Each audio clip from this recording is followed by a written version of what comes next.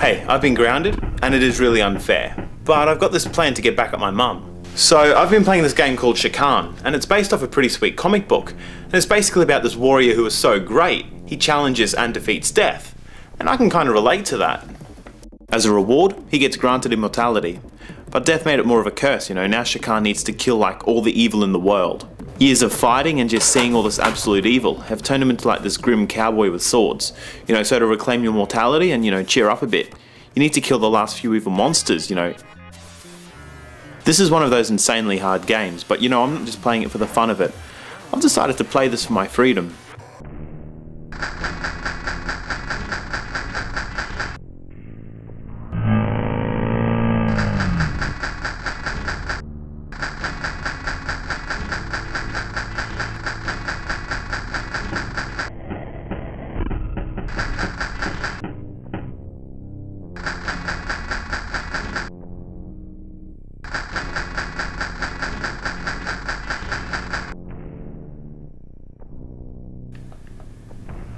So one thing Death must have forgotten is like Chakan, the Forever Man, he's immortal. I mean, when you die, you go back to the main hub.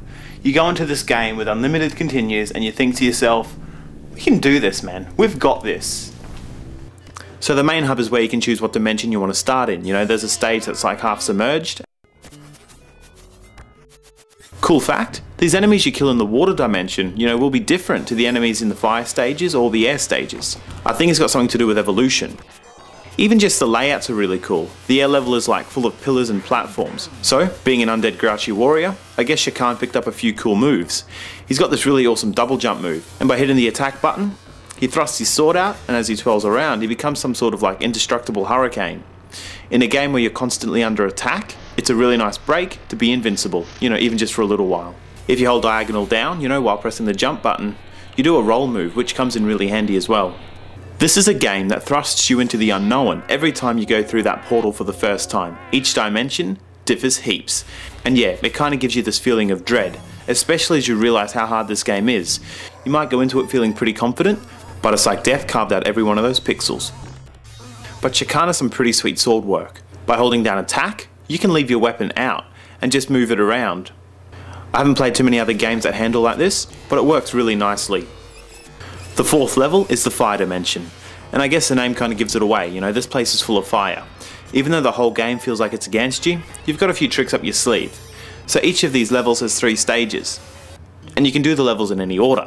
In the first stage of every level, you get a new weapon. You can pick up a mallet, a scythe, an axe, and a grappling hook, and these weapons actually help you out during the levels.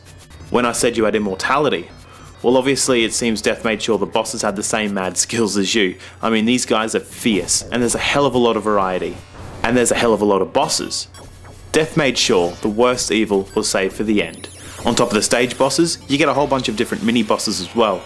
And it's just got this really surreal feeling, getting your ass handed to you over and over and over again. Some bosses have particular tricks, certain weapons that work better, areas of the stage where you can stand to stay kind of safe, but I'm fighting for a lot here. Chakan, he's a bit of an anti-hero, I guess. He's not doing it for the greater good or anything, but consider this. Everyone's favourite superheroes, Batman, Superman, Spider-Man. They defend their own cities, or their own worlds. But Chakan, he travels to other dimensions to kill evil preemptively. I mean, he invades planets for the sole purpose of killing evil.